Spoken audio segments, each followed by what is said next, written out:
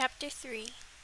The pavilion overlooked a courtyard of wisteria, the trees draped with clusters of lilac blossoms.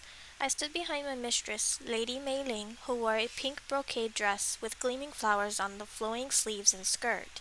It was exquisite, the embroidered petals blushing a deep red before turning silver once more. My eyes widened. Lady Mei Ling possessed countless outfits, but this was a rare one. Only the most skilled seamstresses could enchant their creations to respond to its wearer's powers. In addition to serving Lady Mei Ling and keeping her rooms and courtyard pristine, I was assigned to care of her garments, her robes, cloaks, and sashes of silk, satin, and brocade. At first it seemed a pleasant, if somewhat tedious task, but I soon learned I bore the brunt of her considerable displeasure when anything was misplaced. For the slightest scratch or speck of dust, to make matters worse, Jia Yi selected our mistress's attire each day, adding to my workload with her never-ending stream of complaints and demands. Perhaps sensing my distraction, Lady Mei Ling's lips pursed as she glanced my way. "Tea," she said curtly. I hastened to refill her cup, the fragrant steam curling in the air. A strong gust of wind blew through the courtyard, showering petals across the grass. Lady Mei Ling smoothed down her fluttering sleeves, her brow puckering as though vexed the wind had dared to disrupt her morning. "Xingyin, fetch my cloak," she demanded. "The peach silk with the gold hem. Make sure you get the right one." I bowed, fighting the urge to grind my teeth. Lady Mei Ling was young, but she possessed the imperious temper of a thousand-year-old matriarch. Just a few months had passed since I came here, but the warmth of being among loved ones had already faded to the echo of a memory. As promised, I kept my identity a secret, yet it was never far from my thoughts. At night I listened out for the deep and steady breathing of my roommates before letting my mind drift to the shining halls of my home. That's when the nightmares began, of my mother and Ping-er being captured by soldiers, of returning home to find it deserted and left in ruins. It was no wonder I often awoke drenched in sweat, gasping through the cramp in my chest. The other attendants disliked me, thinking my situation beneath theirs. Their contempt only steeled my spine, although they made life hard for me in countless petty ways, ruining the things in my care, mocking my every word, carrying untrue tales of me to our mistress. She sent me to kneel in the courtyard so many times I felt I was one of the carved stone lions that guarded the entrance. I should not complain. This was better than imprisonment or being flogged with flaming whips. Yet more than the discomfort, it was the indignity which stung. Each time I sucked back my tears, swallowing them all until I could almost taste the difference between the bitter tang of humiliation and the salt of sorrow. I hurried to Lady Mei Ling's room and searched frantically for her cloak. Her patience was short and her temper as incendiary as those firecrackers the mortals set off during festivals. Finally I spotted it, flung onto the chair. Picking it up, my relief vanished at the sight of the dark blots seeping through the fabric, the ink still glistening. Without thinking, I dropped it back down before it stained my skin. "What's the matter?" Jia Yi entered, a smile playing on her lips as she stared at the ruined garment. "If you don't look after our young mistress's clothes properly, you only have yourself to blame." As her hand flicked out in a disdainful wave, I stiffened to see one of her fingers darkly stained. "It was you," I said flatly. It should have come as no surprise. Her cheeks reddened as she tossed her hair. "Who would believe you anyway?" My temper simmering over the months of indignities roiled over. "Such tricks don't make you better than anyone, they make you less," I hissed. Jia Yi took a step back. Was she afraid I might attack her? All I wanted was an apology, an admission of her guilt instead of hiding behind her mocking smiles and accomplices. But I was denied even that as Lady Mei Ling stormed into the room. "What's taking you so long? I'm almost frozen from the wind." Her gaze slid to the cloak on the floor, her mouth fell open. Jia Yi recovered her composure first, her eyes wide and guileless as she picked up the garment and shook it out to better display the mark. "Young Mistress Xingyin spilled ink on it. She told me not to tell you because she was afraid." I breathed deeply, fighting for calm. Lady Mei Ling would never side with me against her favorite attendant, not without proof, which I had this time. "Jia Yi is mistaken. I did no such thing. It was stained before I got here. Young mistress is welcome to inspect us for stains." Jia paled as she buried her hands into the silken folds of the cloak. She need not have bothered, as Lady Mei Ling's eyes pinched tight like a cat who had been stroked the wrong way. She disliked me, perhaps influenced by the stories the others told her. Jia Yi is your senior in this household. Apologize to her at once. Then clean this and make sure it's spotless. She snatched the offending garment and tossed it at me. It struck my cheek, slithering down to pull by my feet. I could not speak, my gut recoiling from the injustice. My arms remained wooden by my sides in the defiance of her orders. A wild urge gripped me to hurl the garment back at her, to pour freshly ground ink over Jia Yi's own robe, to storm out. But here the fantasy ended. Where could I go? As Lady Mei Ling's lips clamped into thin streaks, I dropped my head, forcing out an apology. Grabbing the cloak, I ran from the room, unsure how much longer I could contain myself. I wanted to be alone, far from the chatter of the other attendants. I was beginning to understand why my mother preferred solitude during the times that burdened her heart. With a bucket and a bar of soap, I made my way to the nearby river. Clusters of bamboo grew all around, lush emerald green as they stretched proudly toward the sky. I sat by the riverbank, scrubbing the cloak, my chest so tight I could barely breathe. How I missed my home! The vow I had made to rescue my mother crushed me with its sheer futility. How could I ever help her, powerless as I was? My future stretched before me, lonely and bleak. A lifetime of servitude without hope of betterment. An unwanted tear welled up in the corner of my eye. I had learned to swallow them, inhaling sharply or blinking them away. But as I was alone, I let it trail down my cheek. "Why are you crying?" A clear voice rang out, startling me. I spun around, only now noticing the young man sitting on a rock a short distance away, an elbow resting on his raised knee. How could I have missed his aura, which pulsed in the air?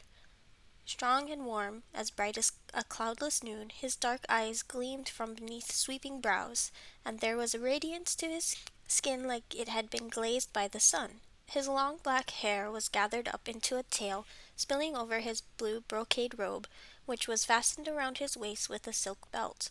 A yellow jade ornament swung from his sash, its tassel reaching to his knees, as he jumped down and strode toward me.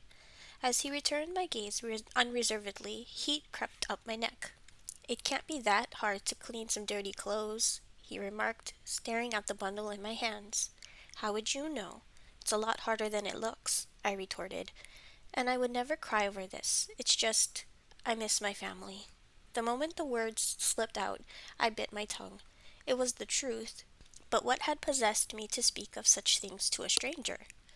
"If you miss your family, just go back to them. Why would you leave? Especially for work such as this." He gestured at the sodden garment dismissively, the corners of his lips curling up. Was he mocking me? I'd had my fill of such treatment today. His arrogance, the careless way he spoke, snapped at my frayed nerves. What did he know of my troubles? Who was he to judge? I cast a pointed look at his finery. Not everything is that simple. Not everyone is as fortunate to do as they please, and I'll take no advice from someone who has never worked a day in his life. His smile vanished. "Your attitude is rather insolent for an attendant." He sounded more curious than offended. "Being an attendant doesn't mean I don't have my pride. The work I do is not a reflection of who I am." Turning my back to him, I scrubbed at the cloak with more vigor than before. I had wasted too much time already. Lady Mei Ling would be furious if I took too long, which would mean another night of kneeling on the cold, hard ground. There was no reply, and I thought he had left, tired of teasing me, yet I twisted around to find him still there. "Looking for me?" He laughed. As a heated denial rose in my throat, he added quickly, "Are you from the Golden Lotus Mansion?" "How did you know?" I rose to my feet, wondering if he was an acquaintance of Lady Mei Ling. He leaned forward then, his outstretched hand grazing the side of my head. I recoiled and swatted him away, knocking out the brass lotus pin from my hair. Before I could move, he bent down and picked it up from the grass. Without a word, he wiped the pin against his sleeve, sliding it back into my hair. Dirt smeared his robe, which seemed not to bother him in the least. "Thank you," I said, finding my voice. No, he could not be the mistress's friend. None of them would ever help an attendant. "Your pin," he explained. "Don't all the attendants from there wear the same one?" I nodded as I sat down, plunging the cloak into the stream again, cursing inwardly at the stubborn ink. Instead of leaving as I expected, he settled down beside me, his legs dangling over the edge of the bank. "Why are you so unhappy?" It had been so long since I had someone to talk to, someone willing to listen. My caution, so carefully cultivated here, thawed in the spark of his warmth. Each morning, when I awaken, I do not want to open my eyes. I began haltingly, unused to unburdening myself. "Maybe you should sleep more if you're so tired." He grinned, but I scowled at him, in no mood for humor. How silly I was to think he might have cared. I grabbed the cloak and bucket to leave as he scrambled to his feet. "I'm sorry," he said stiffly, as though unaccustomed to apologizing. "I shouldn't have made fun of you when you were trying to tell me something important." "No, you shouldn't have." Yet there was no rancor in my voice. His apology had blunted my resentment. It was it was heartfelt and kind, both of which I had encountered little of since leaving my home. "If you're still willing to tell me, I would be honored to listen." He inclined his head with unexpected formality. I snorted. "I would hardly describe this as an honor, but I appreciate your clumsy attempt at flattery." "Clumsy?" It was his turn to scowl. "Did it work?" he asked unrepentantly. I could not suppress my smile, unfortunately. As an awkward silence settled over us, I plucked a long blade of grass and wound it between my fingers. "So why do you dread each day?" he probed. I tied a knot in the grass and then another. It was easier to look at it than him, because I have nothing to look forward to. I'm a failure, and no matter what I do, how hard I try, nothing will ever change. Have you ever felt this way? Helpless? At once, I chided myself for being a fool. Someone like him would never understand. "Yes," he said simply. "You do?" It was not that I doubted him, but he seemed to be one of those golden creatures who possessed more than their fair share of blessings. I knew nothing of him except his appearance and fine garments, yet his assured manner heralded privilege louder than bloodlines or titles. He leaned back, resting his palms on the grass. "Everyone has their own troubles. Some lay them bare while others hide them better. For myself, I do what I can to stretch the boundaries which chafe even when it's just a little each time. Who knows when the slightest shift might make a difference?" What he said struck a chord in me. I had berated myself for being weak, but had that been an excuse for doing nothing? These past months I had been a shadow of myself, hollowed by grief and self-pity. It was true that I possessed no powers to speak of, no friends or family to aid me, but I was not helpless, not even when those soldiers had chased Ping Er and me. I had taken a wild chance then, rather than await certain capture.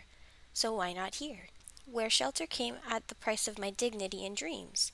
I might not find a means out now, but through small nudges, little steps, I might carve my way after all, one that might lead me home.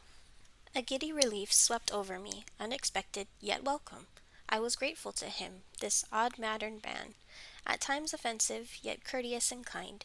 All my situation was still dire, but my spirit, while bruised, was unbroken. Perhaps all it had taken was finally being seen as a person again, as myself, to be reminded there was life beyond Golden Lotus Mansion, once I broke this cycle of misery, which I had somehow trapped myself into believing was my only path forward. "I would leave tomorrow, but I have nowhere to go," I muttered fervently. "What about your family, your friends? Can't they help?" My face shuddered.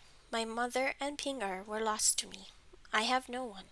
"Have your parents passed?" he asked tentatively. I shuddered at the thought, wishing I had not spoken of mother. The mortals believed it courted bad luck to even speak such things aloud. Too many fears still shrouded my heart of too many things which could go wrong. His expression softened. "I'm sorry," he said gently, taking my silence as an answer. Guilt lay heavy on my tongue. I did not want to lie to him, yet I could not tell him the truth. But worse still was claiming his sympathy which I had no right to. I opened my mouth to correct him, to utter the words that would dispel his compassion and leave him disinterested stranger once more. But the sound of footsteps cut me off. It was Lady Mei Ling, stalking toward me in a rustle of brocade. I leapt to my feet, fighting the familiar dread spreading through me. The air shifted with the heat of her aura. anger rolling off her in waves. It was well versed in the stages of her temper, and from the scarlet mottling her cheeks, she was truly furious. Xindian? How long does it take to clean one small stain? I winced at the sharpness in her tone, even as something hardened along my spine. No apology sprang to my tongue, nor did I drop my gaze. My silence seemed to enrage her further. How dare you sit here, idling about and chatting to strangers? She cast a scornful look at my new acquaintance, but then a strange and wonderful thing happened. Her face drained of color, a gasp sucked from her lips. Dropping to her knees, she cupped her hands together, holding them before her as she folded over in a formal bow to the young man who had risen to stand beside me. Lady Mei Ling greets His Highness Crown Prince Li Wei. Her voice turned as sweet as honey. If we had known you were honoring us with your presence, we would have prepared a proper welcome. I would have followed her to sink to my knees, too, but all I could manage was to stare at him in disbelief. Why didn't he tell me who he was? He had not lied either, I reminded myself. Gone was the gentle young man I had confided in. In his place was a lord, secure in his might. He stood with his hands clasped behind his back, his expression aloof. If I had seen this side of him earlier, I might have fled. He nodded to her with cool formality. Lady Mei Ling, what has this attendant done to earn such harsh rebuke? A soft sigh slid from her as her shoulders drooped. How frail and lovely she appeared right now, like a rose stripped of its thorns. Your Highness, I have always treated those who serve me as though they were my own family. What you witnessed was just a slip of my temper, caused by this attendant's repeated offenses. Strangled sounds emerged from my throat, which I choked back down. Prince Li Wei's expression was inscrutable. Did he believe her? And why did my spirit sink at the thought? How has she offended you? His tone was pleasant, yet he did not give Lady Mei Ling permission to rise. She spoiled my favorite garment and tried to lie her way out of it. I did not lie, I cried out, all decorum forgotten. Prince Li Wei's back stiffened a little. Did he regret being drawn into this trivial squabble? Such were my days at the Golden Lotus Mansion, an incessant stream of pettiness which wore away and gnawed at me. But no more, I decided. My encounter with the prince, inexplicable though it was, had reminded me that I did not need to meekly walk the path set before me. I would seek and use all advantages I could find, even that of his position now. Did you see her ruin your garment? He asked Lady Mei Ling. She hesitated. No, I heard from... His hand flew up, cutting her off. Lady Mei Ling, you appear quick to cast blame without proper investigation. He took the cloak from me and looked at the blot which all my efforts so far had failed to lessen. The air warmed as golden light streaked from his palm into the silk. The stain disappeared, the cloak drying as though it had never been wet. His magic was strong, as was the ease with which it flowed from him. How I wished I could do that. The gale which had sprung up to snatch Ping-er to safety seemed a distant dream.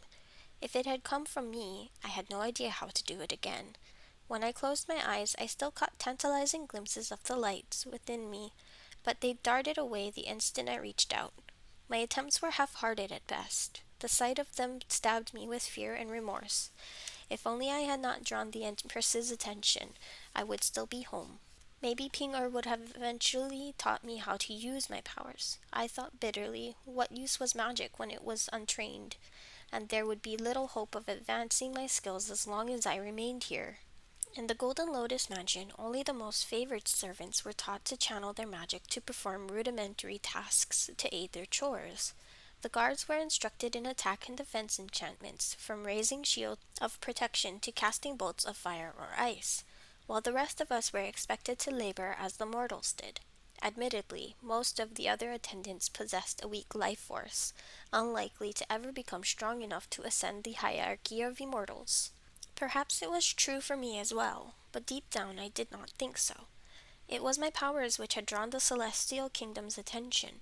It had been my bane, but perhaps I could turn it into an advantage if I found someone willing to train me. Prince Li Wei passed the now pristine cloak to Lady Mei Ling. I trust there will be no need to berate anyone further. His tone hardened. Any senior attendant in your household, or even you yourself, could have fixed this without resorting to those measures. Such behavior from a position of privilege does not reflect well upon you. Two red spots burned in Lady Mei Ling's cheeks. A petty part of me relished watching her get reprimanded. But what would happen when the prince left? As a new voice rang out, that of Mei Ling's father, my anxiety increased threefold. Your Highness, he hurried to where we stood, likely alerted to the Crown Prince's presence by a vigilant attendant. Sinking to his knees, he performed a formal obeisance, touching his brow to the ground. If my daughter or this servant has offended you, I plead for your forgiveness. I was disappointed to see how Lady Mei Ling treats those in her household, the prince said. Such behavior has no place in my court. When I return, I intend to rescind the invitation to your house for the selection of my companion. I stifled a gasp. Lady Mei Ling had spoken of little but this ever since she was chosen as a candidate. The Crown Prince had arranged this competition to choose a study companion, one who would learn alongside him. Was this what he meant by stretching the constraints which chafed him? Was he tired of his friends in the palace? It was said the prince wished to open the opportunity to the entire kingdom, but was overruled. Now each candidate had to be sponsored by a noble household, who then proceeded to put forth only their kin. Lady Mei Ling's father blanched. It would be a terrible humiliation to be struck off the list, and there would be endless gossip as to why his daughter had been found wanting. Please forgive her, your highness, he implored. My daughter would be a true flower to grace your court, should she be fortunate enough to join it. A bold idea formed in my mind, audacious even, but I might never have such a chance again.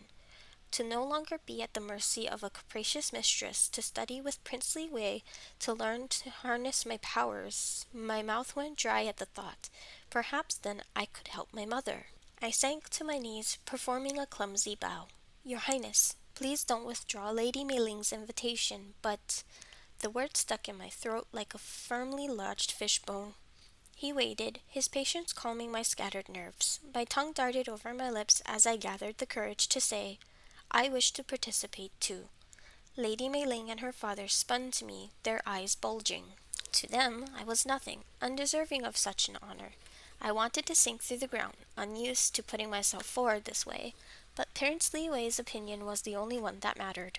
He blinked, seemingly taken aback for the first time since I met him. Why? He drew out the word. Lady Mei Ling's father had hoped to knit closer ties with the royal family. There was even talk of her winning the prince's affection. I cared little for all of that. I crossed my mind to flatter him, but I decided to speak from the heart. It was what I had done before. I knew who he was. Your Highness, it would be an honor to be in your company, but that is not why I want this. He tapped his chin, his lips twitching. You don't want me in my company? No, your Highness.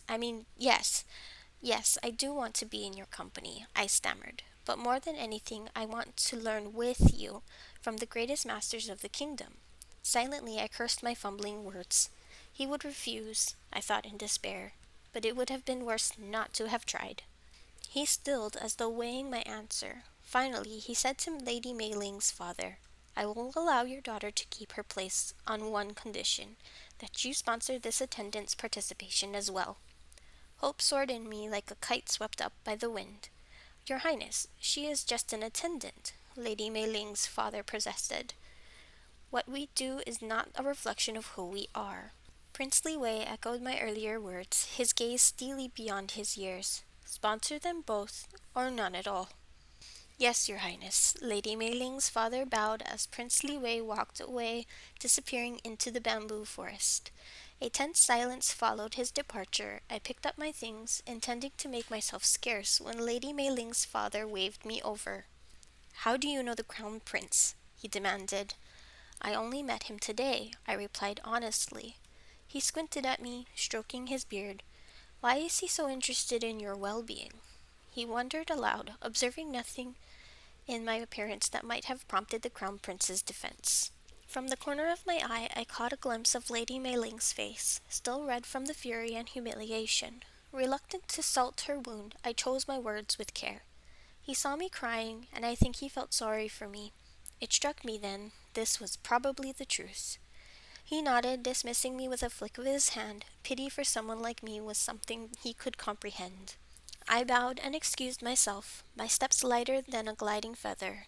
I was no deluded fool. It would take a miracle for me to win, but there was a deep satisfaction in reaching out to grasp this opportunity, even if I lost, even if I was turned out of the Golden Lotus mansion.